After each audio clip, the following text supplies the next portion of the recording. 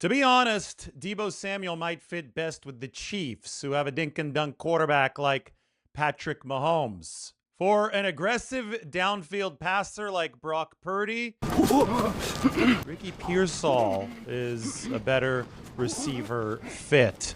But it's not an either or.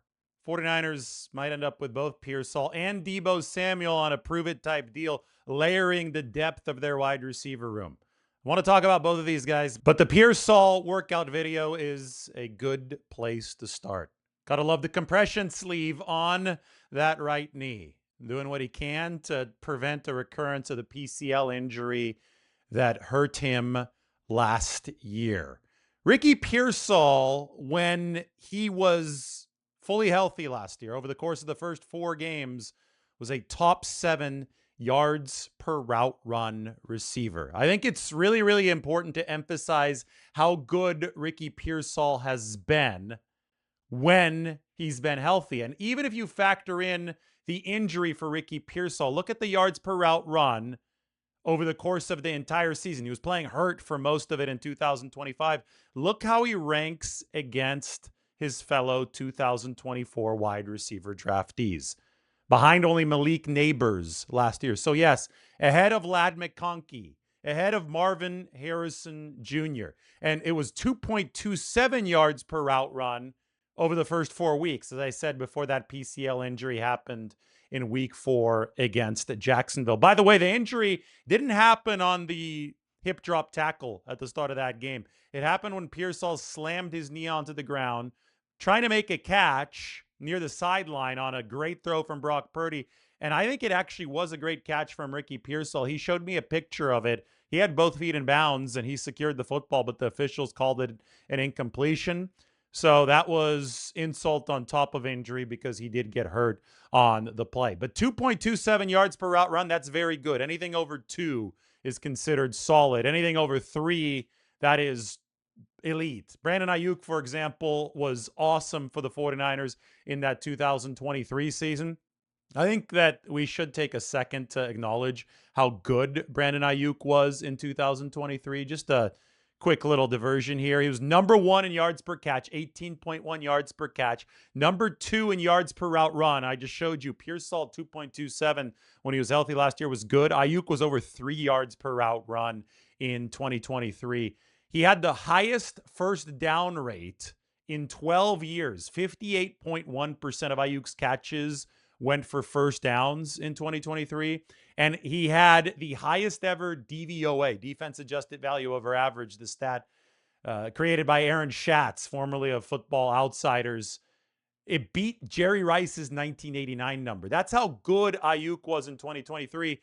I know a lot of 49ers fans don't like the guy anymore. You could understand why, but I think it's important to acknowledge just how awesome he was in 2023 in the efficiency department, because it helps us explain why Kyle Shanahan rammed that contract across the finish line. Obviously, the 49ers very quickly regretted the deal, but because they were in a mode to try to run it back and Aiyuk was delivering those types of numbers, well, it makes sense why they wanted to make sure that he was secured moving into the future. Back to Ricky Pearsall, though, because Ricky, this is not an X wide receiver. The X for the 49ers is Mike Evans. They've needed that position filled ever since they lost Brandon Aiyuk. So Mike Evans has taken over the X for the 49ers. Can they get over 3 yards per route run from Mike Evans? Probably not.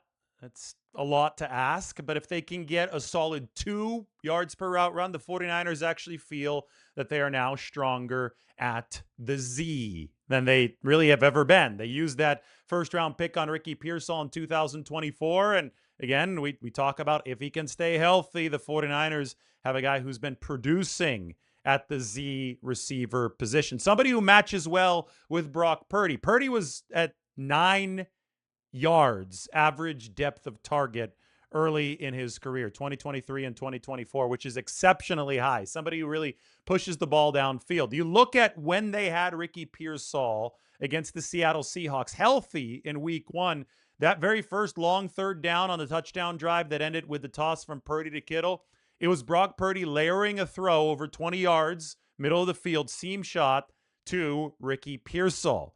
Pearsall's smoothness pairs very well with Brock Purdy's accuracy. Remember the game-winning drive ended with the Jake Tonjes touchdown? It was Ricky Pearsall on the double move. Brock Purdy found him with a perfect pass. So when they had Ricky healthy against the Seahawks, the 49ers beat Seattle, which was one of the all-time great defenses last year. And he was operating from that Z receiver position. When Ricky wasn't healthy, which was everything but week 1 against Seattle, well, obviously the Seahawks defense smothered San Francisco. So the Z position is one that I think is built for Ricky because the Z can come in motion. It's the flanker, right? The Z can get a little bit of a moving start. I don't want to say a running start, but a moving start. The X, that's perfect for Mike Evans. It was great for Brandon Aiyuk. It was that boundary receiver that was locked into a spot. We call him the split end. Also really important to block in that run game very well. 49ers now have the X, which should help spring Ricky Pearsall open coming out of motion at the Z. Then there's the F position, and this is where they've invested a ton, obviously, through the draft. And Dejon Stribling is somebody who could, I think, reprise the Jawan Jennings role for the 49ers. At F, which is the slot inside receiver position, the 49ers, I think, will love to have the adaptability that they have this year that they may not have had in the past because of injuries and because they didn't have the talent they do now. But they can either go small slot, which is a shiftier slot receiver, like a Christian Kirk, who is also very fast, and we'll talk about the utility of that in a little bit, or they can go big slot to increase blocking potential and also to create mismatches with size, and that's Dejon Stribling, who's, 6'3", and can run at 4.36. So he can bring a lot more speed to the big slot than Jawan Jennings brought. Jacob Cowing, probably a small slot receiver, but he's got burner speed. Also a mix into that depth chart for the 49ers. Then comes the positional versatility for the 49ers in the wide receiver room. Dejon Stribling and Christian Kirk may both be based at the F, at the slot. Big slot, small slot. But Dejon can also play the X. And maybe down the road, he takes over that X receiver position after Mike Evans is done. Or if Mike Evans is hurt, or if Mike Evans needs a breather. Dejon Stribling has the two things that you need to play X. And that is size and speed. 4.36 speed, 6'3 size. We saw the picture here from Tennessee. This is our last video, by the way, from the Nashville studio, heading out to California today. But we saw from Dejon Stribling here in Tennessee, picture taken next to George Kittle, looked about to be George Kittle's size. He might have been a little bit closer to the camera than George, so maybe a slight optical illusion, but we know that Dejon Stribling is a big guy who can flex to the X. And we know that Christian Kirk is a fast guy, experienced receiver who can flex to the Z. Then you enter all these Deebo Samuel rumors. And I know that Kyle Juszczyk and George Kittle have both been talking about hosting Deebo Samuel in their respective guest houses. The quickest mistake and the most common mistake somebody can make when it comes to talking about the 49ers potentially bringing in Deebo Samuel is thinking that they're going to bring in a 2021 to 2023 Deebo Samuel at $10 million or more. That's not what it would be. In fact, if Deebo were being offered $10 million or more, he would have already signed right now. This is 30-year-old Deebo, who, if he joins the 49ers, it would be on a much smaller deal, and it would be a layering of depth for the 49ers. It wouldn't be, oh, let's bring Deebo Samuel in and automatically kick somebody else out. It would be, it's July 20th. In each of the past two seasons, the 49ers receiver core has looked way different at roster cutdown day than it did on July 20th. And it's looked way different in a bad way because there's been so much attrition. So the 49ers would be smart to layer as much economical depth as possible into that wide receiver room. The bonus of Deebo Samuel over just any random receiver off the street would be his unique skill set. He put up over 700 receiving yards for Washington last year, so he had a bit of a bounce-back year after the trade that made sense for both sides, change of scenery, following the 2024 season. But Deebo Samuel is obviously built like a brick, and when he's in shape, and it looks like he's in solid shape right now based on the workouts that we've been able to watch online, he can move very fast. He can go 0 to 60 very fast, especially for a guy of his size, which is why Kyle Shanahan has been able to use him as a Swiss Army knife in the backfield, in the slot. Sometimes he's outside. He's not the greatest downfield separator, but Deebo Samuel is a fun toy for Kyle Shanahan to deploy in a creative offense. He would give a change of pace to the Z position for the 49ers, whereas Ricky Pearsall is somebody who is the downfield weapon, smooth, fast movements, taller than a Deebo Samuel, more of a pairing with Brock Purdy. Deebo Samuel, he was more the Jimmy Garoppolo wide receiver, right? They paired very well, especially in that 2021 season. But Deebo can bring value to, I think, any offense that he's in just because of the uniqueness of his game. There's a reason, though, I said at the top of this show that he might fit better with a team like the Chiefs, because Patrick Mahomes, in 2 of the past 3 seasons, has ranked in the bottom 3 of average depth of target in the entire NFL. Brock Purdy, meanwhile, has been a top 10, top 12 guy. He's pushing the ball further downfield. The Chiefs, under Mahomes and Andy Reid, have decided to go dink and dunk, screen passes, short game.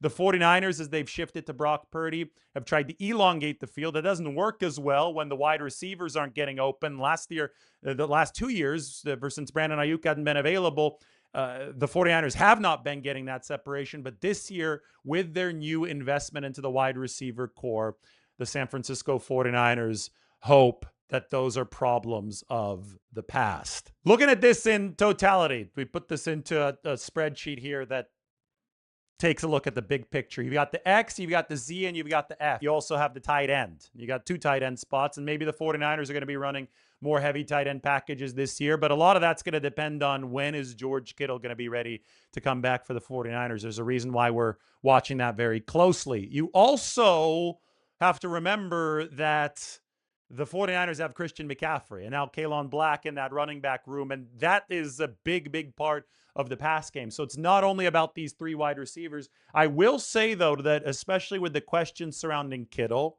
and maybe with the desire to take a load off of Christian McCaffrey, you combine those 2 things with the fact that this is looking like a solid receiving room with Deebo Samuel, potential wild card. We'll see what happens there. He might wait until week 2. He might wait it out to see if there are any injuries and if there are any teams willing to pay him a little bit more money. But the 49ers look to have a solid collection of talent at wide receiver. So maybe we'll see more 3 wide receiver sets from the 49ers this year. Maybe that it's a spread it out offense to a greater degree, and that can help set up the run game for San Francisco, pass to set up the run.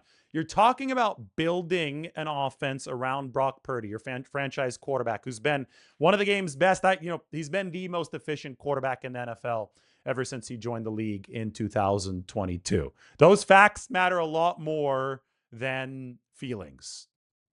You look at the production, it's been at the top for Brock Purdy. So when you have an elite quarterback like the 49ers do, in pressure to sack ratio and efficiency throwing the ball downfield, deep pass efficiency has been really good for Brock Purdy. The intermediate part of the field is what he's truly worn out. When you've got a quarterback who is as good as Purdy is, you want to make sure that you tailor the weaponry around him. What does that mean? Well, it means at the X receiver position, you want a big target who can obviously block as well, because that's going to help the run game, but you want somebody whose height can really pair well with Purdy's accuracy. There's probably nobody with a better resume for that than Mike Evans, who's been one of the great contested catch receivers in NFL history. Then you look into the future and you say, well, Dejon Stribling, he's got speed, he's got size, maybe he can be that X. But you also say, hey, Brock Purdy made some money throwing the football to Jawan Jennings out of that big slot position. Perhaps Stribling can take over that big slot with greater speed to give the 49ers a little bit more field stretching ability. And then we've seen, again, we go back to what we said at the very top.